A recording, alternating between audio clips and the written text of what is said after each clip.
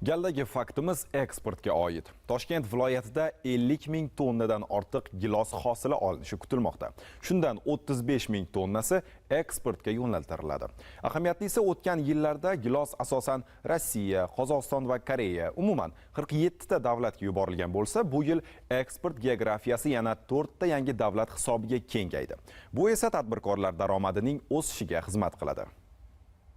Odatda gilos ko'proq vodiy viloyatlarida, shuningdek Toshkent viloyatining tog'li hududlari, Bo'stonliq, Parkent tumanlarida yetishtirilgan. Navlarning yaxshilanishi va mahalliy sharoitga moslashtirilishi mazkur meva turini viloyatning deyarli barcha tumanlarida yetishtirish imkonini bermoqda. Xususan, Chinoz tumanida ham gilos bog'lari kengayib, mahsulotning asosiy qismini xorijga eksport qilish va yuqori daromad olishga erishilyapti. Bu jarayon O'simliklar karantini va himoyasi agentligi inspektorlar tomonidan nazorat qilib borilmoqda.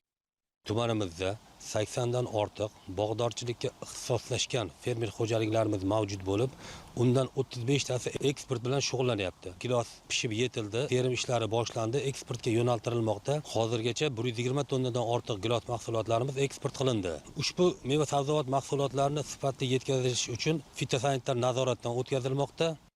Mutaxassislarning qayd etishicha, respublikamizda gilos eksporti ertaroq boshlanadi. Bu esa jahon bozorida raqobat ustunligini ta'minlab, mahsulotni nisbatan qimmat narxda sotish imkonini beradi. Ayni kunlarda tumanning Ernazarov hududidagi fermer xo'jaliklari bog'larida ham gilos hosili terib olinmoqda. Saralangan mahsulotlar mashinalarga yuklanib, kalibrovkadan o'tkazilgach, eksportga jo'natilmoqda.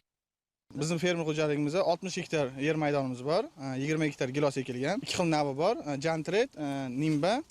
Jantret Ispaniyadan kelgan, Nimba Italiyadan kelingan. Karantin inspektorlari kelib, bizga eksport qilish yo'llarini tushuntirishdi. Bu yil mana birinchi marta eksport qilyapmiz. Hozirgi kunda bir hafta ichida 16 tonna yuk chiqardik. Maqsadimiz 50 tonnagacha yuk chiqarish. Keyingi yilga gilos bog'ini kengaytirish maqsadimiz bor. Bu bilan 2-3 barobarga eksportimiz oshadi. Ma'lumotlarga ko'ra, bugun Toshkent viloyatida 2100 gektar gilos bog'lari mavjud bo'lib, mahalliy navlardan gektariga 15 tonnagacha, xorijiy navlardan esa har gektardan 35 tonnagacha hosil olish kutilmoqda. O'rtacha hisobda har gektar bog'dan 25 tonnagacha hosil olinsa, bu 52,5 ming tonnani tashkil etadi. Ana shu hosilning 35 ming tonnasi eksportga chiqarilishi rejalashtirilgan. Ko'rinib turibdiki, tarmoqda amalga oshirilgan islohotlar natijasida mamlakatimiz jahonda gilos eksport qiluvchi davlatlar qatoridan munosib o'rin olmoqda. Bog'dorchilik esa tobora serdaromad sohaga aylanib boryapti.